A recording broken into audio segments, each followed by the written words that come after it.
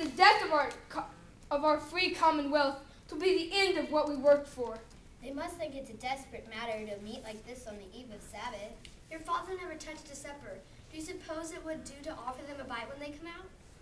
What in the world is William doing in there? Why would Matthew let him in there? Didn't you know? Know what? William came over to Father's way of thinking 2 months ago, even before his house was raised, when he had to pay such high taxes on his land.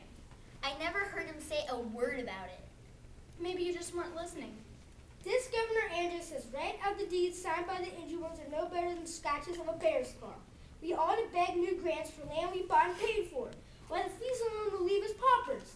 They can come into our meeting house and order us to kneel in lying tunes at the Church of England. My cousin in Boston actually had to put his hand on the Holy Bible sprinkler. I'll shoot any man who tries to make me do that. Whatever happens, we do not want any shooting here in Connecticut. Why not? Should we hand over our freedom without a murmur like Rhode Island? I say defy him. 9 trained bands we have ready in our country. Let them look into a row of muskets and it will change his tune. It would mean senseless bloodshed. It is no use. We must spend the Sabbath in prayer that God grant us patience. I know it's a disappointment, but would it truly change our lives so very much here in Mothersfield? I mean, we will still all live together in this house, and surely we will not lose our rights as citizens of England. That is all a woman thinks about. Her own house. What use are your so-called rights of England? Nothing but mockery. Everything we have built in here in Connecticut will be wiped out. Our council, our courts will be mere shadows with no real power in them. Oh, we will endure it, of course. What else can we do?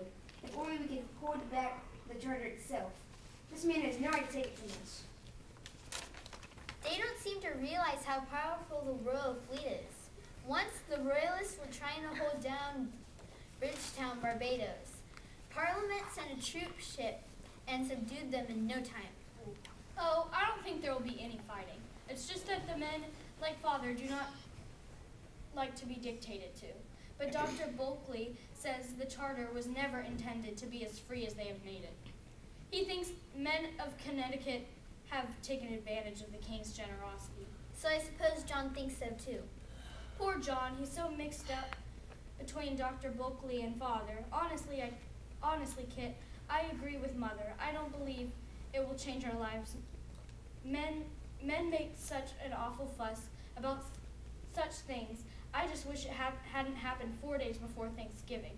It's going to spoil the holiday to have everyone so gloomy. Remember, Dr. Bulkley told us he used to be the captain of the Dragoons in Barbados. Maybe we can see him if he comes up from New London. He'll have to cross the river at Smith's Ferry. I'm going to get a peek at him no matter what Father says. You don't often get a chance to see all those soldiers in uniform.